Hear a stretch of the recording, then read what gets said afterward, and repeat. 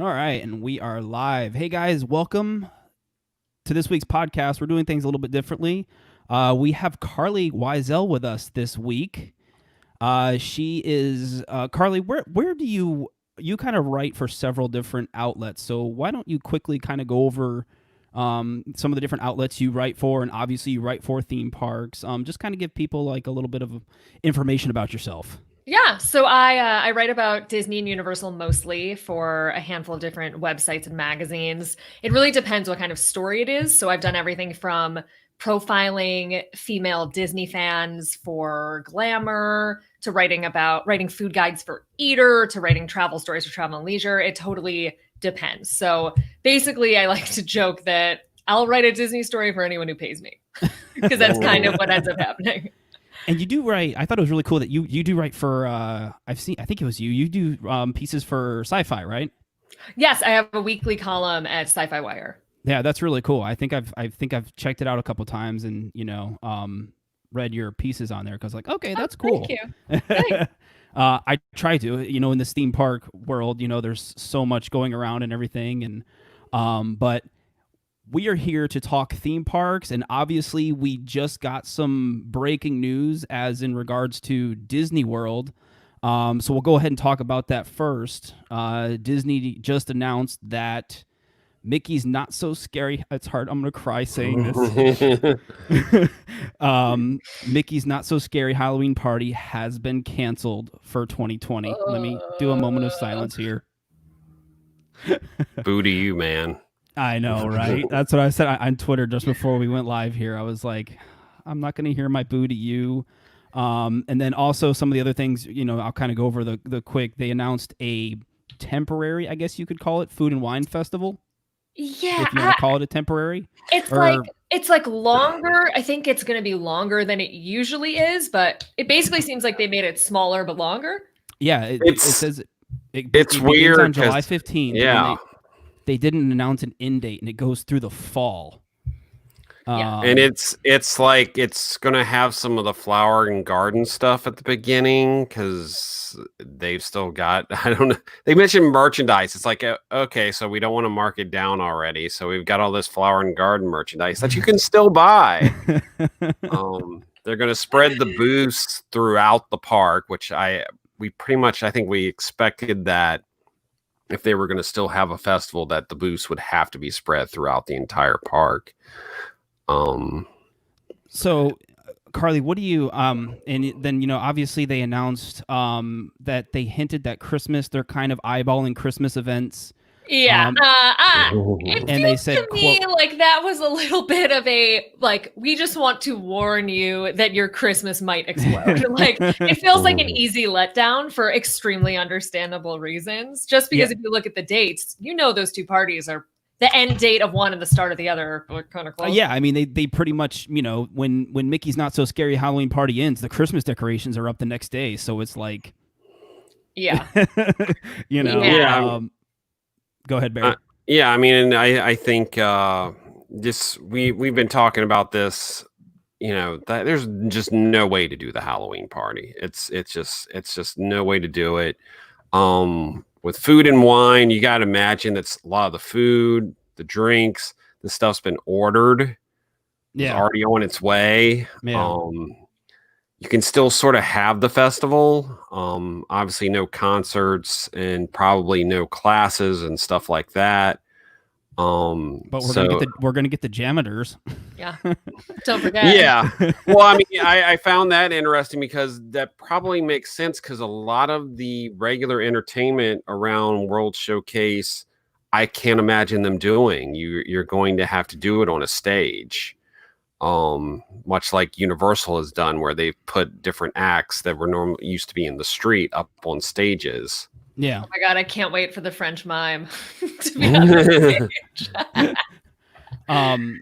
So, obviously this comes with the question, what does this mean for other seasonal events? And obviously, Barry, you and I Carlye, do you do the spooky stuff? Do you do the Halloween Horror Nights and everything? And is that your cup of tea or? It is more like my forced glass of milk for a child who doesn't know. Like drink the milk, Carlye. Yes, I spook very, very, very easily. Very easily. Yeah. I'm one of those people where like if someone opens a door behind me, I scream. So I've been to HHN a few times and I've covered it, and I should continue to go, and I do kind of like it, but I'm petrified the entire time. So it's not like my Olympics. Have you ever been to the Orlando one? Yeah. That was the first one I ever did. Okay. Yeah. So, obviously this brings up questions, like with Disney hinting at Christmas, and obviously Barry, with us, our Halloween Horror Nights, there was that was like an immediate reaction on Twitter. It was like everybody was like, oh my god, I'm terrified of Halloween Horror Nights now.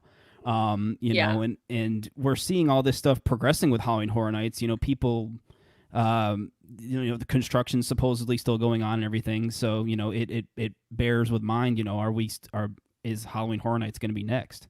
Well, you got to think about like the houses for HHN. They're very much set up like temporary attractions. And if Universal has been able to cycle people through as well as they have been, they could hypothetically just amend the way that you wait and enter a house. Yeah. Whereas Mickey's Not So Scary, like you got people digging hands deep into a bucket to like dump popcorn dump popcorn. Like this is where my head is. I'm just dreaming of someone just drowning me in popcorn. Like dumping candy in a bag. Everything is crowd based. Everything is very like passive. You're watching a parade. You're watching a show. You're watching fireworks. So I think that's why we're not getting the same sort of dark cloud over HHN. Yeah, and there's been discussion of what they're doing with Halloween Horror Nights, putting plexiglass up in some of the scare zones between the scare actors and the houses, and all this is hearsay. So we'll just have to wait and see. But yeah, the big news that was just announced was Disney World canceling Not So Scary, and they also announced Disney's H2O Glow Nights at Typhoon Lagoon. Yeah, I would love to see the person who's like, I don't care if we don't get Candlelight Processional. Don't take my H2O Glow Nights. Yeah. Which I really think, these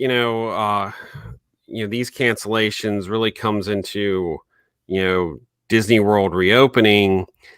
And Disney, I mean, based on what I think we've seen and probably what you've seen, Carly, they seem very much like they're trying to discourage everyone as much as possible from coming to the parks. I honestly can't tell because, as you guys know, we're so down to the wire for so many important pieces of information.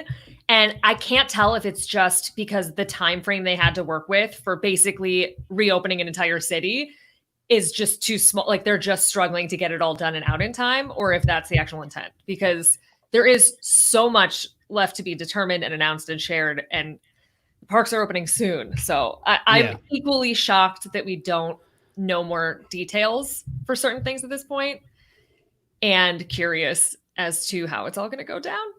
Yeah, well, I mean, like we've been discussing, we don't even have details on the reservation system yet for you to go to the parks. Yeah. And I know we've all been waiting for that news to drop, and we don't have any. I mean, we've seen stuff leak and that sort of thing, but Disney hasn't officially come out and said, here's the reservation system, here you go. And based on past experiences with making reservations for things through Disney for events, the Disney Experience app. Yeah, I mean it's like I wish we would have more. You would think we'd have more details by now, but it's. We got the Incredibles. We got Incredibles. Yeah, today. Yeah, we got the Incredibles. Which I guess that makes sense. Having heroes be the sort of mascots for this whole thing of like because heroes wear masks. I guess that was the thinking behind it. Yeah. So are people upset that there was IP in the safety announcement? I'm not surprised. I saw some Twitter snarking. And I'm like, if I see one more infographic with like a light color in the background, I'm going to cry. Like it was nice. It was nice to see a friend being like, wear your mask, buddy. Like I liked it. Like Smokey the Bear, only you can. Yeah. Yes. The whole, I get it. and speaking of wearing masks, we have obviously out in California where you are. And then now here in Orange County and a couple other municipalities in the state of Florida, just today, mask wearing just today is now going to be mandatory. Yeah. how are things out there in California, Carlye? I mean, you're out there, is it kind of all over the place like it is here? Every day we have I don't know how I haven't been paying attention to California's numbers in regards to the virus, but like here in Florida, it's not good. Like every day it's like definitely better than Florida. Yeah. But there are things like, I'm sure you've seen that kind of viral video of, also I'll mention today is one of those days where it's very confusing that Disneyland and Disney World are both Orange County. Yeah, Yeah. that's true. It's very tricky. So Disneyland's Orange County had this meeting. I think it was a week ago, where people they doxed a woman on city council. They were screaming at her. They were like, I think borderline death threats. And it was all because they didn't want to wear masks. So then she ended up quitting and they repealed it. Oh my and God. So in LA, in my bubble, like people are walking around without masks. They're not often like doing it on you. I don't think LA has had any of those like person coughing on someone and screaming Karen stories. So we're like going into the grocery store and coughing all over the groceries. Yeah, that hasn't really happened here. But also, it like just down the road. I don't know my geography. I moved here from New York and I'm still very confused. I just get in the car and drive. So I think down from here, I believe, is where Disneyland is. I don't know. It's just an hour on that one highway. They're like anti-mask. So it's really hard to gauge what exactly is happening. Yeah. And that's all been made moot now, though, because the governor has basically said it's mandatory for everybody. So I know, but that they're just like, I don't know. I don't know. Albeit I think like here, the question is enforcement. And I think they're pretty much leaving it up to businesses to enforce it. Yeah, that's why I'm almost looking forward to Disney World opening, because it'll be in a controlled environment where there is one true law and you have to stick to it or you can be ejected. You can't really like be ejected from a city street unless you're like thrown in jail. So I like that there will be people around encouraging people to wear masks, and that it's a known rule from the second you step into the Disney bubble, you have to have it on. Yeah, I mean, we've been going, here in Orlando, we've been at the theme parks for, a couple weeks now. I mean, City Walk first. And I forgot you got to go to City Walk at Hollywood. And, I did. It was so exciting. you got your little taste of theme park. Oh my God. How was that experience for you? Yeah, go ahead and chat about your. It was great. I mean, I can't really base anything off of it because I knew that they were opening because I called every business in City Walk. And Bubba Gump let it slip, and then Buca de Beppo was like, we're opening tomorrow. So I knew it was opening, and I went within 15 minutes of it opening to the public because they just sort of Beyonce'd it. They were like, we're open now. Yeah. So I went, and there was maybe 7 people there. It was very, very small, but I do have to go back to kind of see what it operates like when there's people around. Yeah, because it was obviously a ghost town there. When I remember the few pictures you posted, there was like nobody there. Yeah, it was wild. But yeah, no, we've been at theme parks now for a couple weeks since Universal Orlando has reopened, and they are enforcing the rules. So and obviously with Disney, Universal and Disney always have that different mindset of it's Disney, it's the happiest place on earth. I can do what I want and get away with it. Whereas Universal, Barry can, agree with me that they've been enforcing the mask policy. So, oh yeah.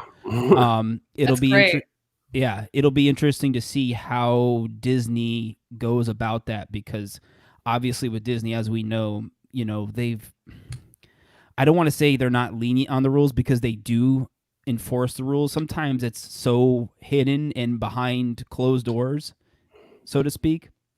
I don't know what you mean by that. Well, just basically when it comes to like, sometimes people don't see something happen right out in the midway at Disney per se. And then, something will happen later on with security or, something like that. Okay. But Disney's more known for letting their guests get away with stuff that they shouldn't get away with. Yeah. Or if they, for lack of a better term, bitch and moan enough, they'll get their way. Whereas Universal, it's basically their way or the highway. We have no problem trespassing you out of the park. Yeah. I mean, go ahead. Yeah, I mean, Universal will trespass you. It doesn't take much to push them. Wow. But regardless, this is not within my wheelhouse. yeah, it's been interesting, and the same thing with SeaWorld, because apparently when SeaWorld first reopened, there were a lot of issues with them enforcing the mask, and I was there on Sunday with my oldest son, and apparently they had changed things in a couple of days, because I was there and I heard several verbal commands from team members or ambassadors or whatever SeaWorld calls their employees, enforcing the mask policy. So it's interesting to see different parks take on enforcing it, because I guess SeaWorld had a rough start, but they're getting better now. So anyways. Yeah, it's been hard because I've been writing my sci-fi column every week, and I'm not there, and it's not a typical situation where I can just fly in every 20 days. I really want to fly in once and then fly home so I can do everything at once. Sure. And it's just always changing, because you're talking about something that is both employee and guest based. And those roles are always switching. There's constantly guests flowing in and out of spaces. There's constantly employees rotating. And it's like getting the right match of a guest who will listen and an employee who will enforce it. Yep. So I've seen every side of everything. I've seen examples of this was terrible. I've seen examples of they did this excellent. And it's really hard to gauge what the overall vibe is. Yeah. But I'm hoping that Universal seems to be doing great. I hope it stays the same. Yeah. And I think Disney knows that the world is watching. Yeah. So that I agree completely. Definitely be part of it. And I just assume every cast member will have that, I call it this energy, where they have the thing at the end of the night where they're waving it. Yeah. I assume that they'll be doing that level of keep going, with the masks, just very aggressive, put it on, put it on, put it on. If people take it off. I'm sure Disney will have their own way of, making it magical and, preserving that part of, them enforcing the mask policy. So go ahead, Barry, you were going to say something? Yeah, I was going to say, being out in California, and obviously California usually itself has a lot different rules and is a little bit stricter on things. How do you think Disneyland's opening is going to be? Because you're dealing with an annual pass holder base that is way bigger than the one here. I think Disneyland will be not an issue. I know that Orange County is right there, and that's where some of these problems came from that people were really worried about. But even just from everyone I follow who's a big Disneyland head on Twitter, they're all I'm not going back to the parks at all. Everyone is being very safety conscious. And I think just within Los Angeles in particular, everyone here is kind of used to the mask wearing now. It's a way of life. Granted, some people walk their dog and don't do it. And it seems like a lot of hot people don't want to hide their face, which is a whole other thing. But masks are not news to anyone here. We all have them. It seems like everyone has one in their car or with them. It's becoming a normal thing, where if you go to a business, you would never go without one. So I think it'll be pretty normal in terms of Disneyland. Yeah. It'll be interesting to see what happens with, the West Coast, and because obviously Disney's changing, from Shanghai reopening. And then we just got Hong Kong yesterday. I'm the opposite side of the world here. So, obviously they're learning as they open up these parks in phases, what to do, what not to do. And, it'll be interesting over the next coming weeks, months with Disney World and Disneyland. Yeah, it's a deeply unique time. Speaking of Disney World, this is where I'm going to kind of let you take over, Carlye. Get us up to date on this whole. You have become an NBA expert. I can't. I feel like I am in a medically induced coma. I can't believe this is what's happening. Did you ever think we would be here talking about this stuff in June? The absolute last thing I ever thought I would be talking about from a point of authority is sports. I know zero about the NBA. I know nothing. Sports ball. I know nothing. And I think having back and forth with sports writers on Twitter too. Oh my God. They came for me yesterday. If there's one thing I know, it is Disney news that was announced within the last 21 days. I am on it. That is all I've been living and breathing and doing. So while I don't know what a team is, I don't know what a Timberwolf is. Who cares? I know how Grand Floridian works in COVID times. So don't come for me because you will not win. It's been very intense. There have been very nice, kind NBA people, which has been very fun. Someone also today taught me that I don't think Drew Taylor keeps sending me. Yeah, he's a really great writer. He keeps sending me Spurs memes of like Selena Gomez in a Spurs jersey. And the first time I had to be like, what are Spurs? So I learned that there's 2 football teams in LA. Did not know that.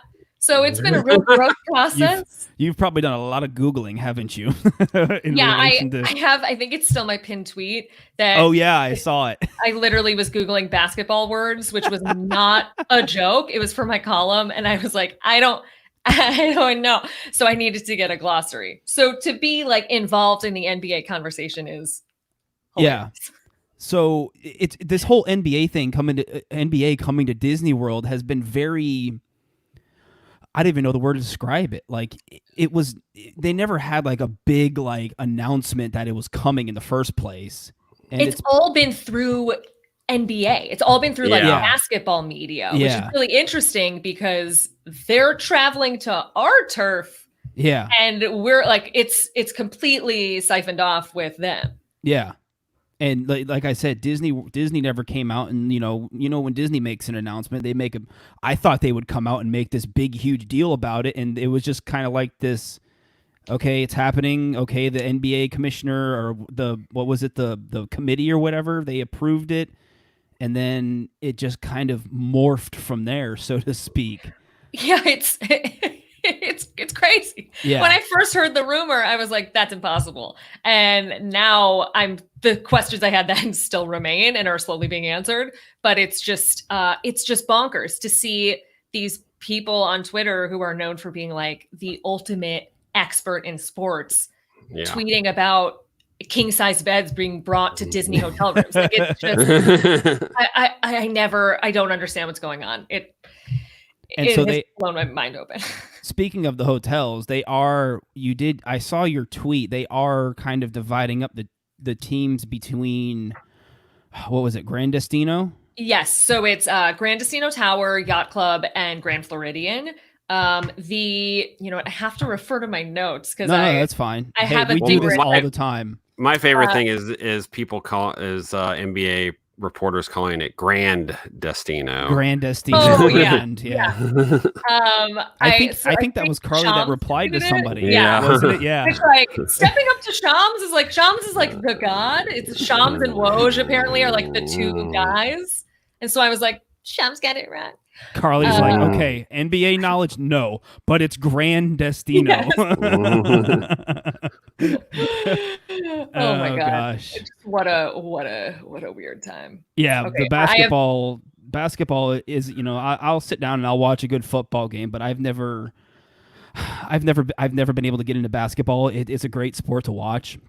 And I've never had any interest in, sitting down and watching a whole game. I'll watch highlights, of a good dunk and stuff like that, but just basketball's never been my go-to sport to entertain myself. I watched the Michael Jordan Chicago Bulls documentary. That was entertaining. Oh yeah. I'm from Chicago. I was a child during that time. So okay. I was quite young, but my only exposure to basketball has been like the best team ever. So I feel no need to ever watch the sport again. But yeah, no, it's really bizarre, that they're going to be coming here, and it's going to be the rest of the 2019. They go 2019. 2019-2020 season, and then they're doing some sort of like playoff. Are they doing the playoffs here too? Yeah. Yes.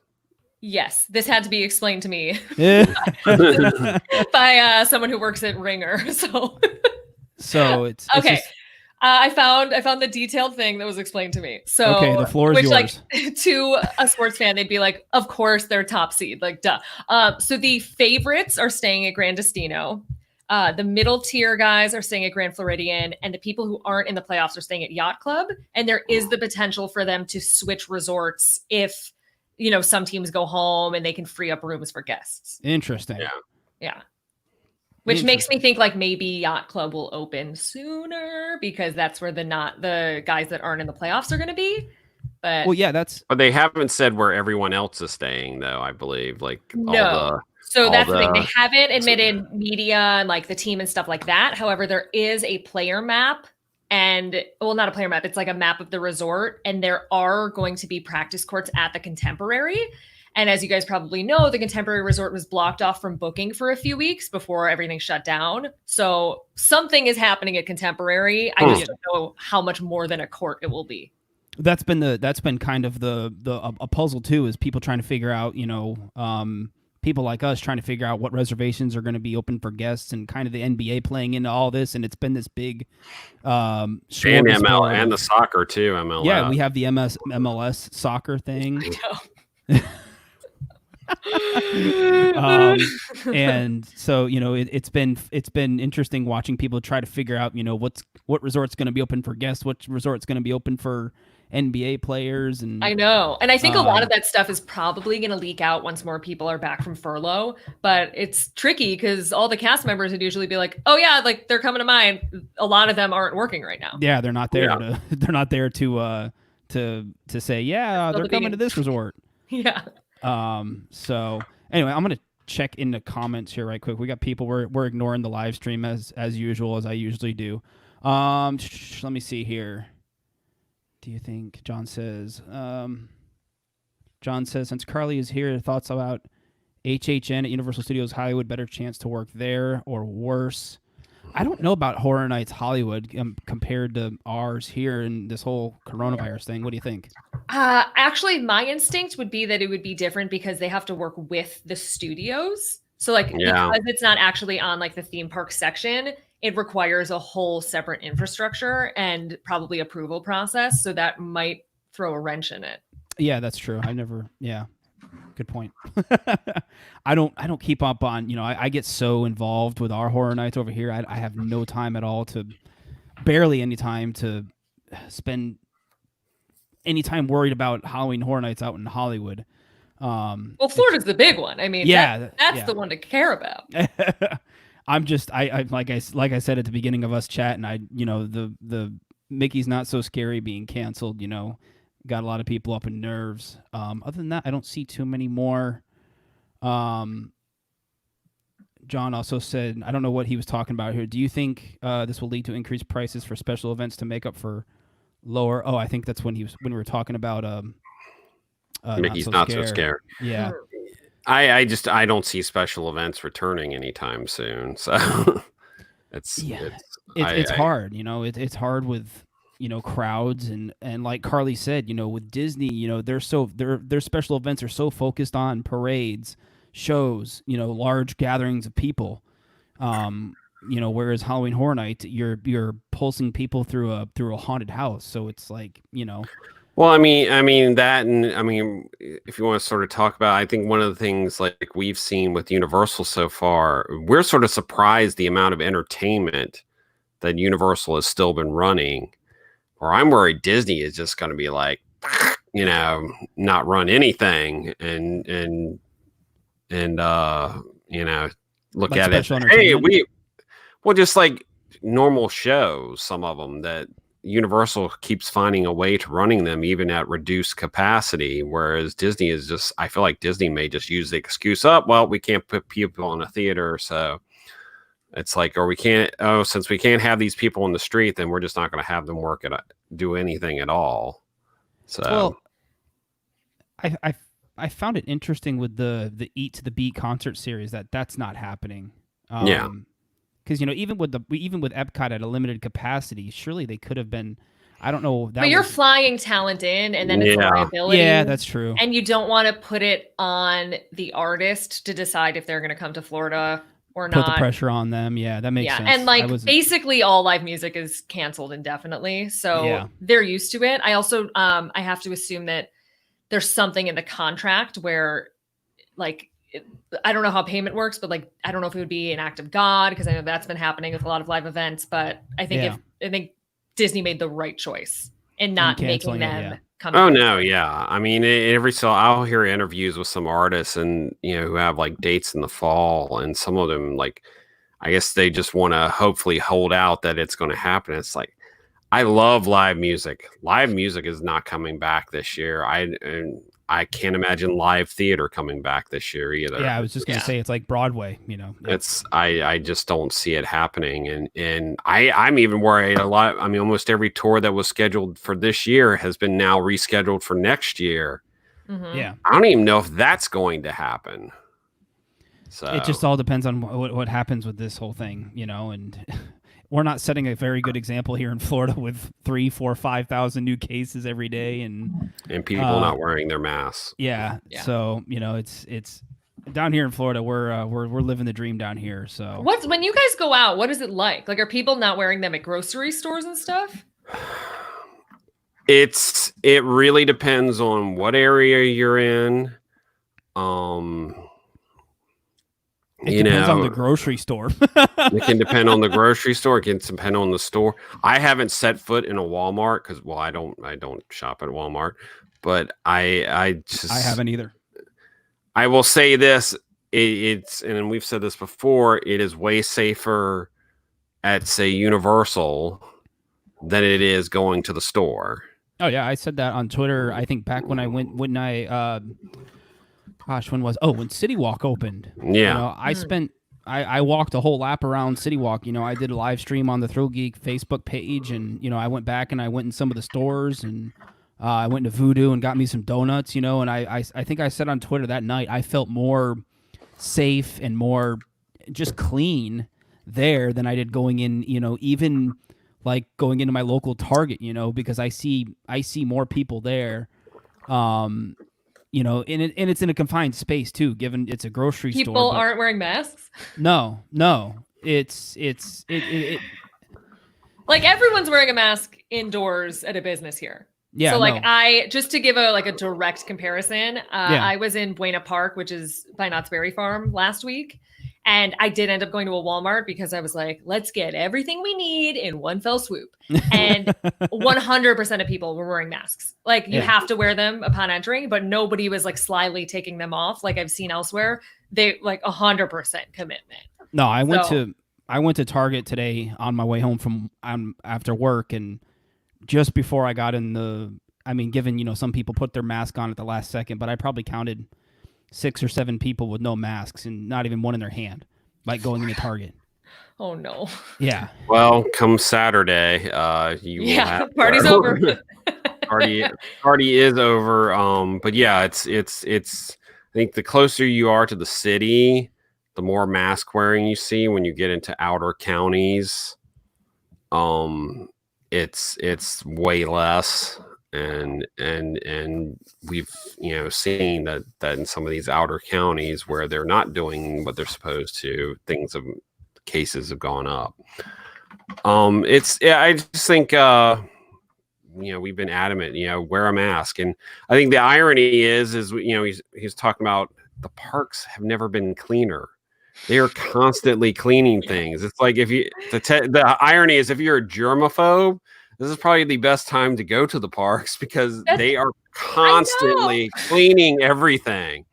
I mean, every time we go on the walkway from the garages to City Walk at Universal, the person holding the towel on the conveyor belt, spraying in cleaning the conveyor belt, the walkway, the handrail, moving handrail part of the walkway.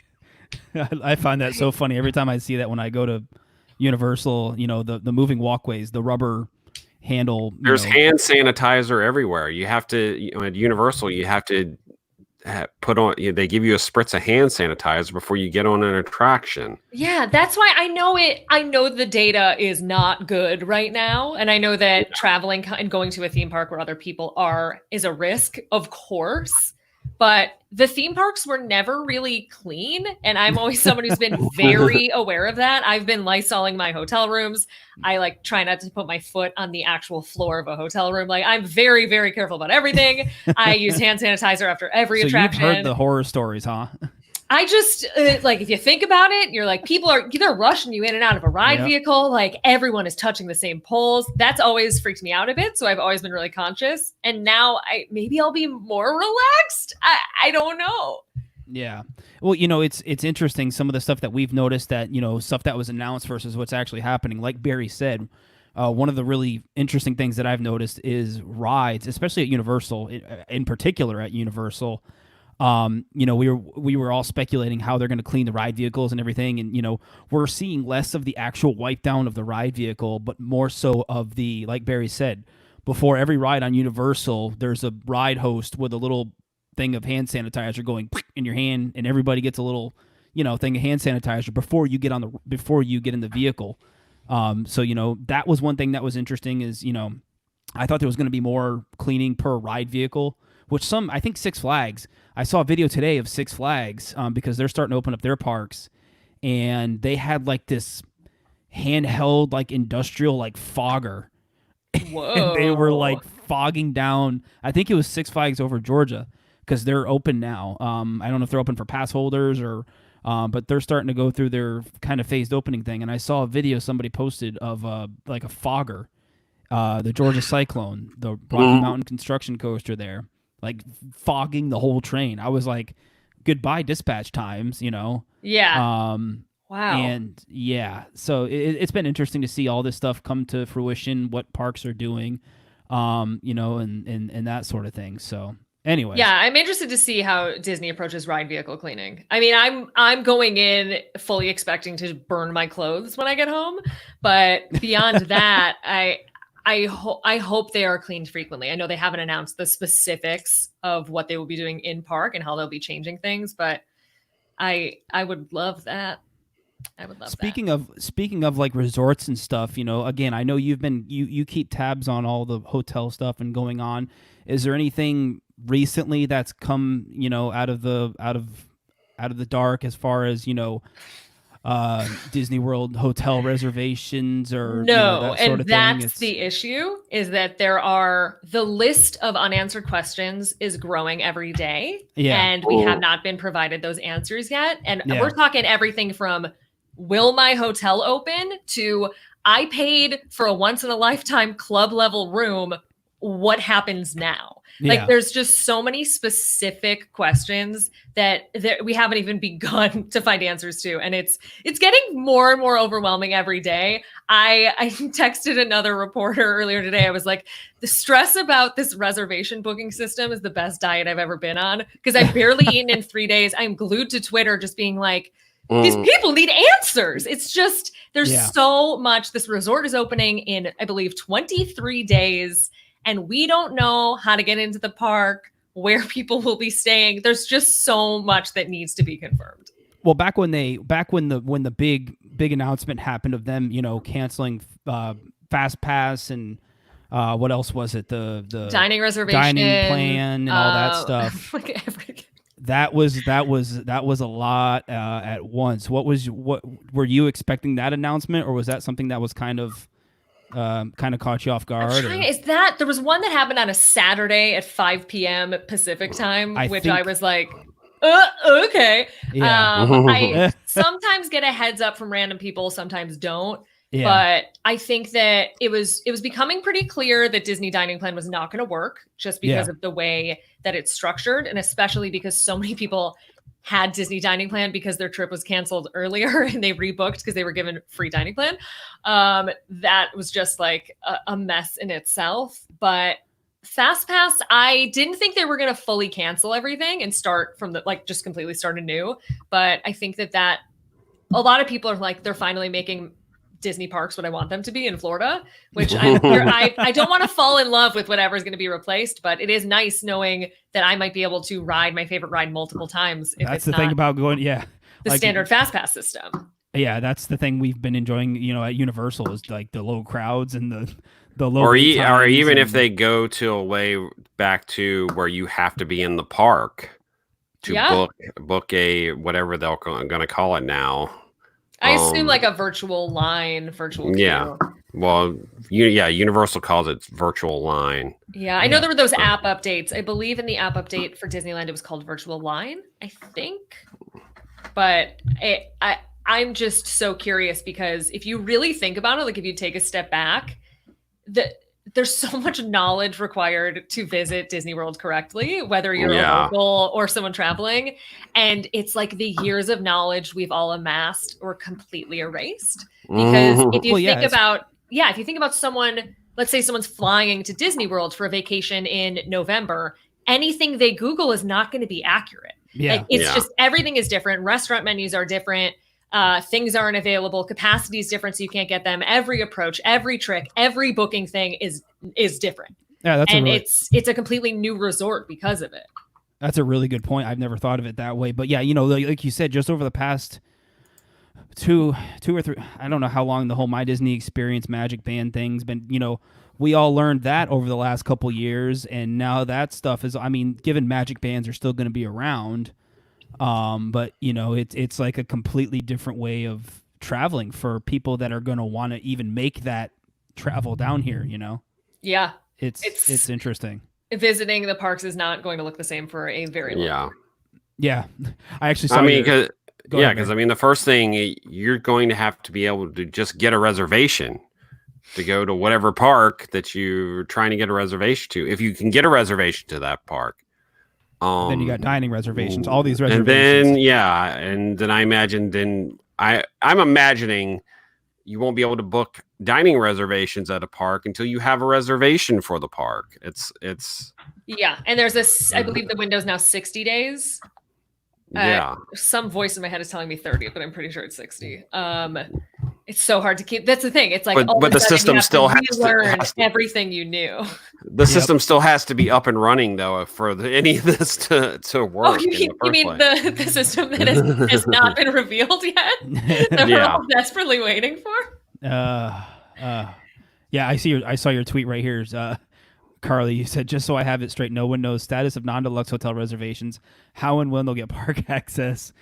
And WDW opens up this was back on June 16th, and Disney opens up in 25 days. 2 days ago. So and we still don't know answers to those questions. And I understand that there's they are just completely rehashing everything about Disney World, every procedure, every operation, every booking system, every aspect of the website, everything is different. And I know that it's probably taking so much time and so much work. Yeah. But then on the other hand, I always view myself as someone who is here for the guest, whoever the guest may be. Sure. And there are all these questions that they need answered that they can't get answers to, and that I'm trying my best and I can't get answers to either. So it's troublesome on both ends. Well, coming from you do a great job. So, from somebody that's in the blogging world, and you do like I said with the NBA stuff and the hotel stuff. I've been checking your Twitter a lot lately and trying to just to keep, because even on ThrillGeek, I don't post articles for every little thing that's announced, and right. But it is nice to keep up with it. And so, from me to you, thank you for, of course. I take it all very seriously. I like to have a very old school journalism approach and make sure I can confirm everything. And it's very hard to do at times, but will I send 5 follow-up emails? Sometimes, yes. But I just really, especially you called every restaurant for City Walk opening. I mean, come on. I got someone on the phone from Ralph Brennan's Jazz Kitchen in Disneyland when I was when's that gonna open? And was can you tell me anything? I love the restaurant. I miss it so much.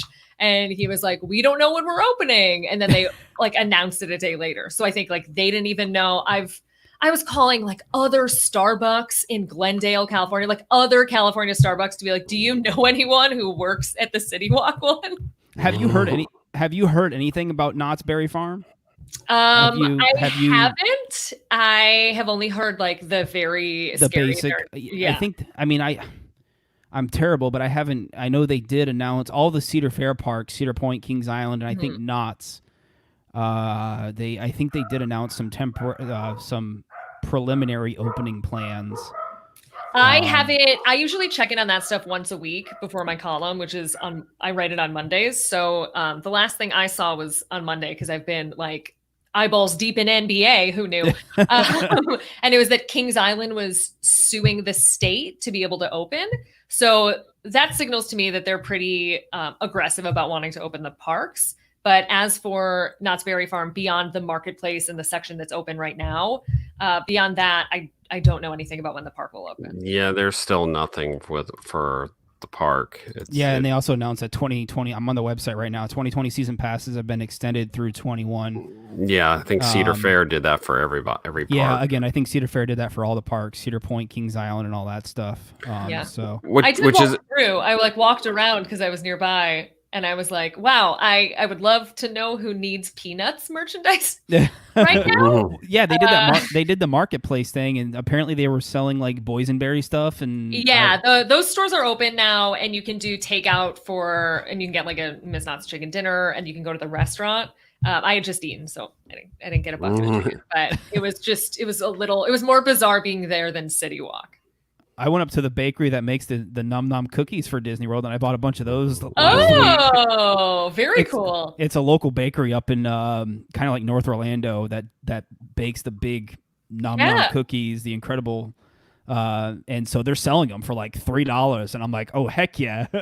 Yes, I saw on Twitter. Oh my god, I'm blanking on her name. I feel like her handle is something like Jen from Florida. I'm so sorry. No. The person who originally tweeted out being like, they got the Num Num cookies. Yeah. And a friend of mine and I were like trying so hard to fact check them when that started, and they're the cookies. They're the cookies. It's the actual one. It's DF Bakery or something like that up in North Orlando. So yeah, I found that out, and I was like, you have to order online, and they do like a drive-up bakery sale. Like Amazing. You can drive up and buy some Num Num cookies. I'm like, love it. Please.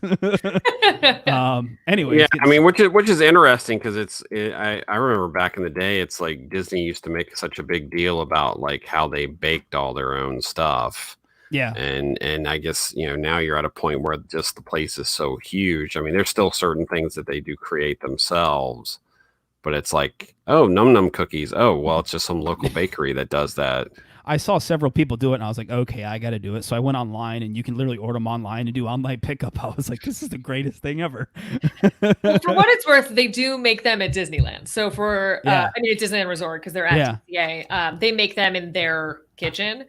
But in Florida, I think it's just there's just so many food outlets. And we're getting another one at Disney Springs. We're getting Gideon's Bakehouse, which as someone who lives in Orlando, all these Orlando people who are excited about it coming to Disney Springs, I'm like, it's really not that far of a drive to go. Yeah, but you're saying that like someone who hasn't waited in that line. See, you got to know when to go because I've never waited in that line. So, but my question is how much are they going to be at Disney Springs? I will pay $8 a cookie and feel comfortable about it. But I will pay $20 a cookie if I have to. I don't care. I have been a new friend in Florida very generously sent me cookies, and I in turn sent her like everything from the Disney website. I just went on a shopping spree for her. It was like a drink. And she overnighted them to me. And because they didn't arrive in time, overnight shipping was free. Because I guess that's how the post office works. So we ended up like only having to pay for the cookie cost. And I have slowly been eating through my stash. And now that I was like, okay, they're opening, but they're not going to be open when I'm there. But I'm going to rent a car so I can go. I have 1.5 cookies left. I had half of it for breakfast today. I've seen several of my Facebook friends and Twitter friends and then people online post pictures of when they go to that Gideon's Bakery, and I'm like, oh my I did God. the other day. Yeah, so. I saw your Twitter post. Did you have the s'mores one, the one with the marshmallows on top? Yeah, the Rocky Road. The Rocky Road? How was it? It was very, very good. Oh my God. My favorite from them is the cookies and cream. Yes, that's my favorite too. I like the chocolate chip, but not as much as I thought I would. The double chocolate chip is insane. Is that the one that's like covered in every square inch of chocolate chips that I've seen around? That's the regular chocolate chip. Then imagine, a normal double chocolate chip cookie is a chocolate fudge cookie with chocolate chips on it. So, I mean, it takes me usually 3 settings to eat one cookie. So, they look monstrous. They look ridiculous. I've taken one of those down outside of Uniqlo when they were selling them. I have eaten one in one sitting, and I'm not going to do that. Oh yeah, you will be sick. You will. Yes. Your body will fold over because you are in pain. But I can imagine. It's worth it. And then of course the other, we're kind of chatting about news here and stuff, and the other announcement that happened was a Star Wars Celebration, which really wasn't shocking. Yeah. Star Wars Celebration was canceled for 2020, and I think that was really it as far as. And the Disneyland After Dark Star Wars night. That's right. Yeah. Yep. That same time. Yep. So Disneyland said, "Oh yeah, we're canceling this too." By the way. So yeah, I don't think there's anything else as far as news and all that stuff goes. Barry, is there anything else you wanted to ask Carlye, or do you wrap it up here? I just think. I mean, what do you? We don't know much about you. What's your favorite? Let's. Well, you didn't start. Carlye. You didn't start in the theme park world, did you? No. No.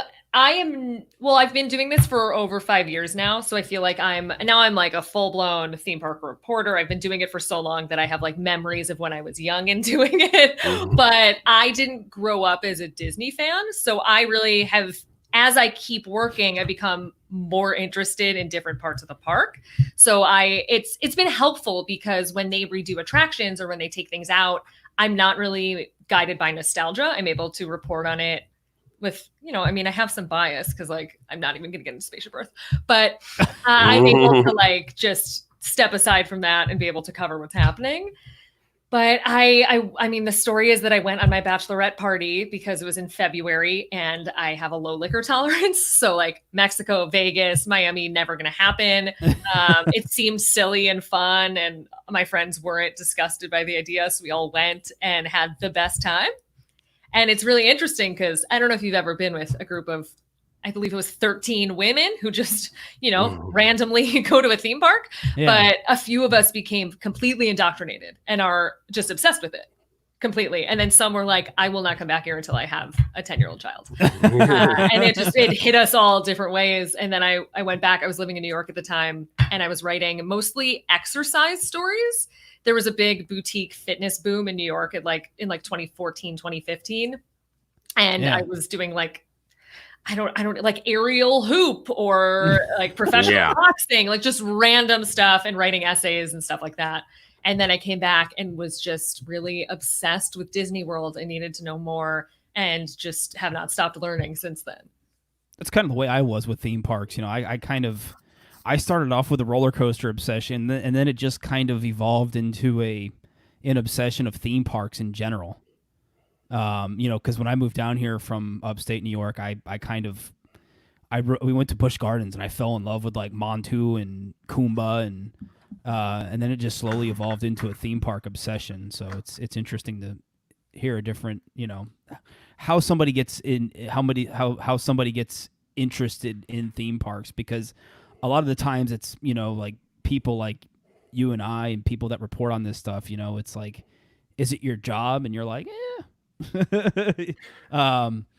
but yeah, I mean, I've been going to Disney World since I was 3 years old, and I mean, I used to get the official guide, and obsessively read the entire thing like over and over, so I knew like every little anecdote there is about every single attraction in the park. And then I would get I would check out the Imagineering book. It was like the Walt Disney Imagineering book from the library and just learn all this stuff. And to the point that, I know it like, the back of my hand and still to this day, just, I can go on and on. And then now it's like, I also have a roller coaster obsession. I've been all around, the country and been to tons of amusement parks and theme parks. And then, I believe did you go to Tokyo Disneyland?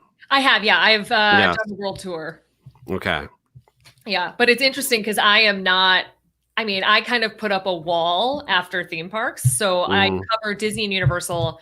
I'll occasionally do like something on Legoland, but it's really just those two because I've never been a coaster person. Granted, now like anything Disney Universal I can handle. I can handle most stuff, but I think I just have low blood pressure. I can't do it. I'm just like all in on the like Main Street music magic of it all. Yeah. The older I get, the way I'm that way too. I'm like those big roller coaster. My 9-year-old, I'm like, yeah, get on that big roller coaster, kid. No. No, and Clint knows my thing. We're going backwards on a coaster. Yeah, I can't do it the way I used to. It just there's something about going backwards. Guardians coaster that's supposed to have a backwards. Yeah. We'll see. I love flying. I love a flying coaster. I don't know if there's a technical term for that, but no, it's flying coaster. I like those. I did the one in Universal Studios Japan. Oh, the flying dinosaur. Yeah. And I was like, this is. Are we allowed to swear on here? They're a little more. Be careful. Huh? I stopped myself from swearing publicly. It was. We try to keep it PG-13 here on the ThrillGeek podcast. Those are my jam, but I'm just so interested in theme parks, and really, like I always say, there's so many different ways you can be interested in it, because some people like you have like read every book and know every fact, and I really I kind of found my footing in a place of translating everything about Disney World to people who are going and have no idea where to start. So a lot of stuff I do is like guides and service and things like that. And for a few years, I was completely holed in that and didn't really wasn't involved in Diz Twitter, wasn't in any of the conversations, just writing for an audience who was going casually and then not really thinking about it again. And then I just, I spent so much time involved in Disney and Universal that I was like, well, I want to follow the people who do this. And then it snowballed. So now I mostly am just in it all day to be better at my job, but also because I feel like it's my people. Do you have some favorite rides at Disney World? Yeah. Favorite ride, which is, I don't want people to sign up for live stream. I love Magic Kingdom Space Mountain. And I know that's not a popular opinion. I know that you're supposed to say you like the Disneyland one. I don't care. I like Magic Kingdoms, and I only go right, which I should write this down next time. One's Alpha, one's Omega. I think to the right is Omega when you're walking up, and the fast pass one. I couldn't tell you. I've never learned which one's I only do the fast pass track, which I'm very worried about. If there's no fast pass, I gotta go to the right. I don't go to the left. Expedition Everest is my other favorite, and Spaceship Earth. So those are my things. And then going back to Space Mountain, have you dove into that, and what makes Disney World's different that you like more than Disneyland's? I think it's that you fear you might die. It really it just hits the right way. Disneyland, it's 3 rows of 2. You're next to someone. While you're on the Magic Kingdoms, first of all, you have to realize how old you are, because you have to crouch into a little bucket and stick your legs out. And then you're like, oh my God, I'm on the ground. And it's so dark, and the wind is so strong because of the way that vehicle is shaped that it enhances the experience much more for me, even though it doesn't have the soundtrack, which is what everyone likes to do. Yeah. And I haven't been on it yet, and I've heard what's the Star Wars overlay for the Disneyland one? Oh, Hyperspace Mountain. Hyperspace Mountain. I've heard that's good. Yes, no one's gonna like what I say about this. Come on, Carlye. It's fun. It's nice, but it's still there's nothing they could do to Disneyland Space Mountain to make it as good as Disney World's to me. Disney World's is definitely more of a straight up coaster. Yeah. Disneyland's, it's more of an experience. I will say Disney World's, you talk about how dark it is. It's way darker now when they did the redo, the last time they did the redo, than it used to be before they enclosed the loading area. Cause it used to be that was all open. Yeah. So it's the biggest issue with Disney World is technically it's falling apart, but that's what I love about it. Yeah. I've ridden it with the lights on, and that's terrifying. Nope, I don't. I don't want to watch. Nope, that is the I've most terrifying. I won't watch a video. It makes me nauseous. I don't want to know. I always swipe past those YouTubes, or if someone tweets it out that it went down. No. It's pretty terrifying. I'll leave it at that. That if you're one of the few that have been. Yeah, and it's funny because that's terrifying. And albeit Deep Space Mountain is pretty. When it is pretty terrifying. That pitch black darkness, and even for those of us who've ridden that ride so many times, it still catches you by surprise because it's so dark that when you can't even see your hand in front of your face, Yeah, I liked it's for the Mickey's Not So Scary, right? And then they did it for Yes. The Christmas parties the too. Christmas party. Yeah, it's really cool. So what about Disneyland, Carly? What's your favorite over there? Oh God. Is this a tough one? Did I throw a curveball at you? Well, it's hard because It's I play hard. it more basic at Disneyland. Like if you can get on Peter Pan, you got to take it. Because Yeah. it's a whole process. You're stuck in like the most depressing queue at the resort. It's like just like that. It looks like it's going to be a 5-minute wait. It looks so small, and then Yeah. you get in line. You're like 55 minutes at 10 a.m. Not a chance. It will take that long. Like it's such a web of lies. But if you can get on, it's a dream because I just think it's great. But I'm because jealous you of can't Casey get on, Jr. makes it better. Casey Jr. As an adult, it's sitting in there like it's like being in the It's worst such a seat of an cute airplane. ride, though. It's like, adorable, but yeah, every time I go on it, I'm like, oh, I shouldn't be doing this. you should be doing this. I feel like I'm sitting at a preschool desk. Yeah, when we did our first trip to Disneyland, I Casey like, and then one of my other silly, I guess if we're talking about rides that are silly but like fun was gosh, what was it? Choo Choo Train. Oh, Heimlich's Choo Choo Train. Heimlich's Choo Choo Train. That was the most silly, nonsensical ride, but I got off that ride and I was like, I love this. Oh, I'm obsessed with it. I visited the vehicle because it's outside one of the buildings at Pixar. That's and right. Pixar got like wiped the it car. off because it wasn't cleaned.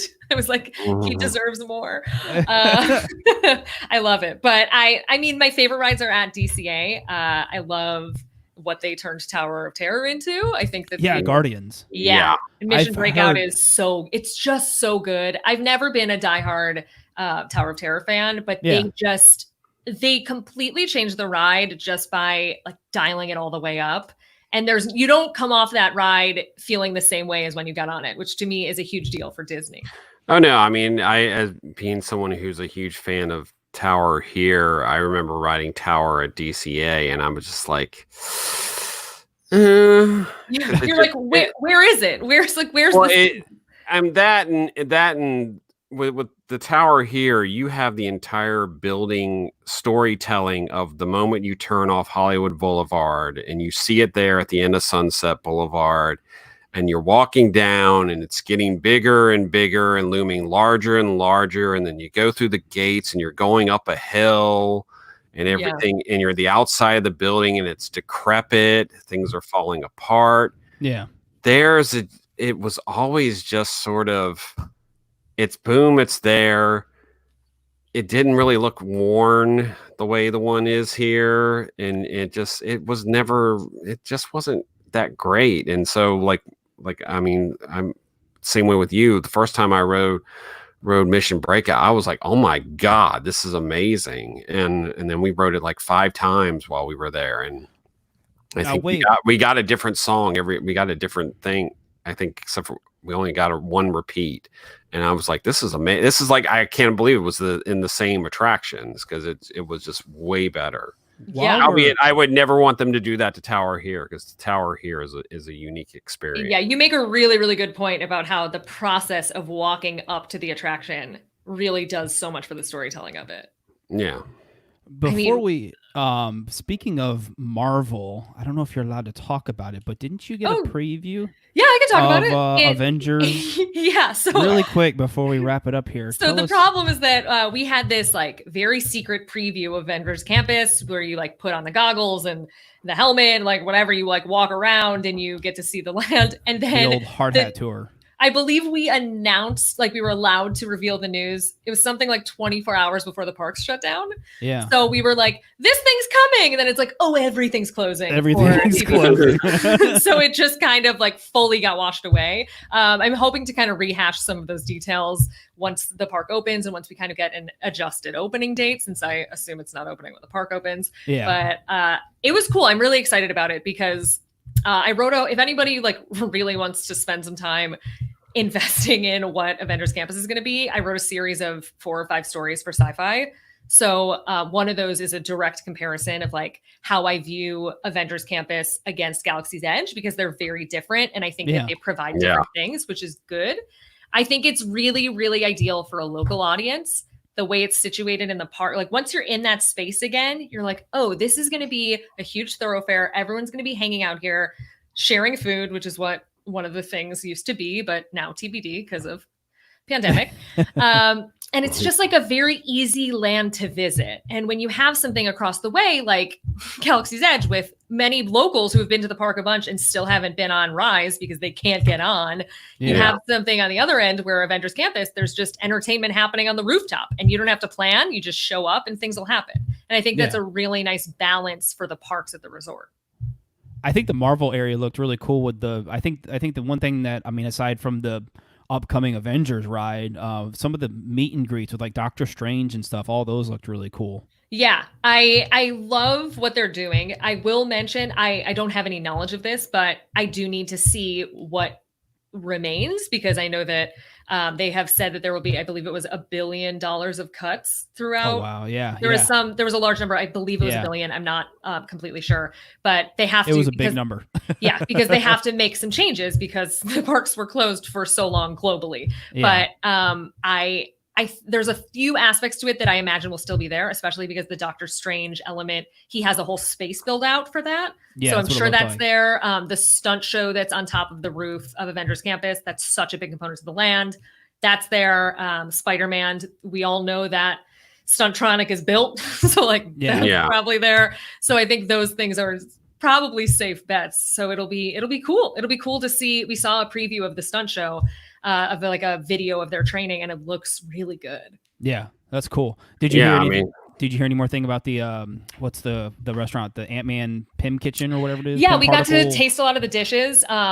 The problem is, especially because the land has the potential to be pushed from its original kind of opening date, is that a lot of those menu items could change as time moves forward. But the stuff that we had, it was really well done, because they didn't aim too high. They didn't try to make anything too sciencey. It was just like Pym particles make things big and they make things small, and we're going to serve you a gigantic chicken cutlet on a regular sized bun, and it's funny. Yeah. And I think it was approachable and nice. That's cool. Yeah. Barry, you're going to say something?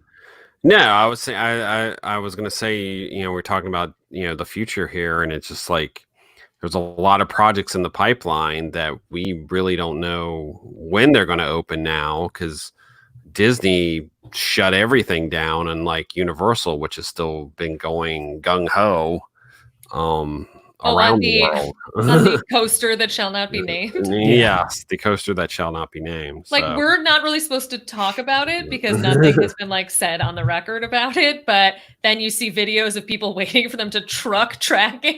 Yeah. And you're like, okay. They're trekking roller coaster track through Lost Continent, and you're like, during park hours. Is Universal building a roller coaster? Yeah, you're just gonna ignore. Yeah. No, it is interesting, all the stuff that, because I mean, we almost had, just the stuff that was almost ready to open, like Ratatouille at Epcot. Yeah. Yeah. That's sitting there now. Is that going to open up this year, or is Disney going to put that off until next year? The thing is, they don't really need it right now. So I don't know how much of that goes into it, but exactly. I also don't know, I'm sure some part of it has to do with the layout and social distancing, and if it's doable, because I haven't seen the way the queue's set up. So yeah, they have to, and I mean, the other one's over at Disneyland Paris, but with all these rides, and you got to go figure out the social distancing and this and that, and so no, it's interesting. I mean, Tron came to a screeching halt at Magic Kingdom, and no, I think I saw that things were starting to go back into action there at Tron. I can't confirm that, but yes, they have. Yeah, I thought I saw somewhere that construction had begun once again on Tron, and painting the castle and all this stuff that's going on. It's crazy times. So, anyways, it is hard to believe that 3.5 months ago we were all at Hollywood Studios. I was thinking about that. Mickey and Minnie's Runaway Railway. Such a simpler time. the last normal time. Yeah. And I think we asked you that day we ran into you what you thought of Mickey and Minnie's Runaway Railway. You enjoyed it, right? I liked it a lot. Yeah. I went into it expecting it to be something different. So part of that lies on me. But I think that when I view it through the lens of that all ages can go on it, it really kind of paints a perspective of how good the attraction is. Because I went in being like, I want to be whipping in circles. And like, that's not going to happen. That's kind of what you were saying earlier, like, because there were so many people bent out of shape over losing the Great Movie Ride. Yes. Which I'm not the biggest fan of. I know I'm terrible. I know I'm terrible. I know I have bad opinions. I know. But I was really excited about this one. And I think like, if you think that you can go on that ride with a baby, it's like, how is that possible? Because there's so much happening. Yeah. No, which I find funny because at times I feel like it's a little bit rougher than Rise of the Resistance in certain. It throws you around. Yeah. Especially the Daisy part with the what does she do? Very the cha-cha? very Luigi's Rollicking Roadsters. Yeah. Very much. Yes. No, it's a fun ride. I liked it, and great movie ride, had a lot of nostalgia in it, but it was time for that ride to. Yeah. And again, remember, I view the parks through the lens of someone who's like, that's what I haven't been here in 15 years. What's good? And to put them on Great Movie Ride is like I have 3 kids. I mean, the biggest issue with Great Movie Ride, like many other past attractions, is they didn't update it. Yeah. If they would have updated it, spent the money, updated it over the years, it could have stayed there. But they just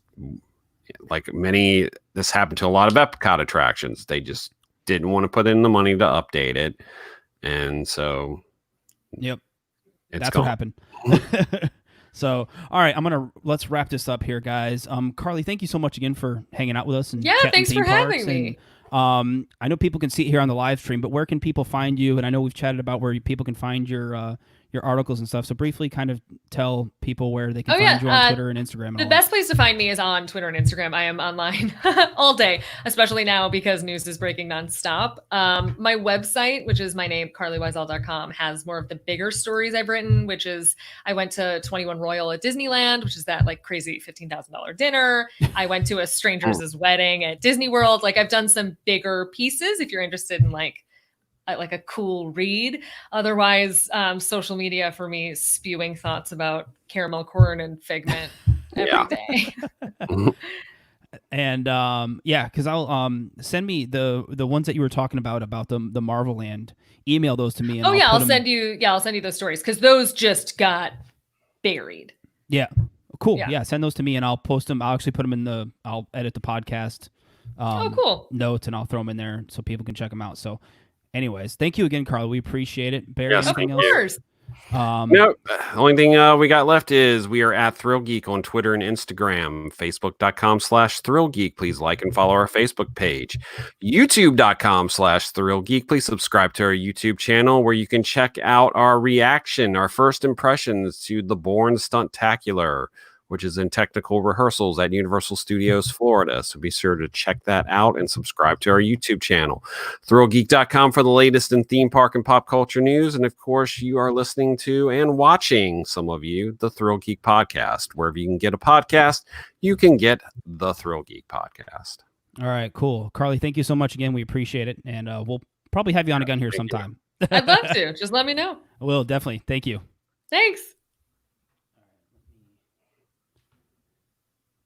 Go back to the live stream here right quick. I know we were kind of ignoring people's comments, and I apologize, guys. Sometimes I get chatting and no, this is such a neat interface. Busch Gardens, Williamsburg. Aren't they open? Yeah, I think they've opened. It's It's by reservation, just like all the SeaWorld Busch parks are. What else? I unfortunately know nothing about that stuff. Do you try to keep up to date on the regional parks like the Cedar Fairs and the Six Flags? The thing is, I would but it really doesn't come into my job purview much because a lot of what I do is if it's magazines and kind of national websites, they don't get traffic for that. Yeah. So it's like us, like I've debated over the years of just stop talking about Cedar Fair and Six Flags because, whenever we post like although our article about all the Six Flags safety stuff did pretty well, it just, compared to Disney and Universal and maybe Busch Gardens, SeaWorld, outside of that, it It just Yeah. doesn't. I mean, Six Flags, I think too, because it's so large, and it also has some IP too, because because we do theme parks and pop culture, so I think that's why it might show up a little bit more. Whereas like the Cedar Fair parks don't really have, outside of Snoopy, don't really have much in the way of IP. Yeah. Yeah, it's kind of there's a lot of elements to it, so it's the one where I can't sell a story off of it, because even like Knott's Berry Farm isn't really even in the running for stuff that I write. Yeah. Universal Studios Hollywood, it's almost hard for me to write about that. So there's that part to it. There's the other part where I don't do all the rides there, so I can't really gain any expertise. Yeah. So I don't bring anything to the table, and like the table doesn't really want it. So Right. it just seems like the people who know their stuff, because you guys, like everyone who's in that space, they're so good at it that it just makes sense for me to just not even deal and just be like, just go to them. Stuff. I'm just always like, go to Arthur Levine. Like, yeah, he's the guy. I know nothing. Go his way. People seem to love the boysenberry stuff for Knott's. That seems to be a hot topic. Anytime I see, it's good. Yeah, I've never understood it, but like I've seen some people post an article about boysenberry this and boysenberry I feel like it's that. You grew up in like, California thing. Yeah, it's just at some point when I was like whiting out on roller coasters, as I was like, should I cover amusement parks? I was like, we're drawing a line. We are just only going to do theme parks and leave it to the other experts who love the thrills. Yeah, that's kind of been my thing with ThrillGeek is, like it's Disney and Universal are a big part of our plate, and luckily when Six Flags or Cedar Fair news does happen, it's not that often. Yeah. So I can throw up an article and be like, there it is. Or, it's like it's usually the ride announcement. Yeah, like Six Flags, they announce all of they've gotten to Oh, the point, yeah. Where it's like, are these the same ride? And you just gave them 9 names? Yeah. And they're just switching like DC names. Like it's Batman, the ride. Yeah, Golden Lasso. Yeah. Like Six Flags over Georgia, they're getting like 2 new flat rides, like carnival rides, and it's all DC themed, and it's like it's not opening with the park opening. But yeah, no, it's with regional parks, it that stuff doesn't do well for us on the website, but it when it happens, it's easy for me to throw up. But also you're in control of we know what's happening, but you're generally in control of your own platform. Yeah. So, So for me, I can't, I have nowhere to post anything if I wanted to. I have to. It makes sense. Yeah. No, what you were saying with, like there's basically not an audience there for that sort of thing, for you to even bother with it. Six Flags or, the smaller parks and I'm scared of everything they have. So 300-400 foot coasters. Yeah. No, thank you. Nope. Yeah. You like your feet flat on the ground, don't you? I mean, I'll do a few, but I'm not going to do like I think it's Boomerang at Knott's. Boomerang. It's the pink one that's like. So I'll do. Boomerang, you go up the lift hill backwards, and then you drop down, and you go through the. It's called the Cobra Roll, then a loop, then you go and do the whole thing backwards. Didn't they get rid of that one? Did they get rid of the Boomerang? I thought they got rid of the Boomerang. They did one. They got rid of one for the dive, whatever that. Yeah, I think they got rid of the Boomerang for that. I might have the names switched up, but the one that they got rid of for that, I did, and I liked it because I like upsy downsies and I like twists. Yeah. But I like drops, but not crazy drops. You don't like the big drops. Yeah, I'd rather move around a lot than go up really high and drop. And you haven't been able to get over here on Hagrid's yet, have you? Yeah. Did you? Okay. Yeah, it was at the opening. That's right. Yeah. Yeah. I love that ride. Loved it. So much fun. I forced my best friend who's terrified of roller coasters on it. It's really not that bad. She almost passed out. Oh, really? But, you see what I'm saying, though? Hagrid's really isn't that bad of a coaster for somebody that's like, I don't want to do roller coasters. Yes, it's a good starter for them because there's not any big drops. There's not any. I mean, you got the the Devil's Snare little vertical drop thing. Track. But, it's also like a new coaster. It's just so smooth. Yeah. Yeah. It's so smooth. It's so much fun. And, I didn't bat an eye when I found out that they were getting rid of Dueling Dragons, Dragon Challenge, whatever the heck you want to call it. I was like, bye. Mm-hmm. It was, they were fun as far as coasters go, but then I saw Hagrid's and I was like, okay, Well, because it was two good B&M inverteds and not like That's the way I always looked at them. Yeah. yeah. You know, And once they stopped dueling, once they stopped then dueling them, I was like, that I was only the went best on part. it post duel, so in peacetime, I guess. So I was like, that's fine. peacetime. That's not for me. I love different ones. Yeah. No, yeah, once they stopped dueling it, it was like, okay, it's time for that ride to go, you know, because Yeah. it was Yeah. dueling dragons. That was the whole purpose of the ride. So, Yeah. anyways, I'm going to wrap it up here on the live chat. Michael said you got a new follower on Twitter, Michael. Oh, hey, Michael. Thank He you. watches, he's a dedicated listener. I'll save my almond for after. So I think that's it for chat. Thank you guys once again for watching the live stream. Comments, complaints, criticism. We appreciate it all. So direct it to them because I won't be here. Yeah, right. Email us, thrillgeeks@gmail.com. No. So, all right, guys. Good night. Take care. Be safe. Bye.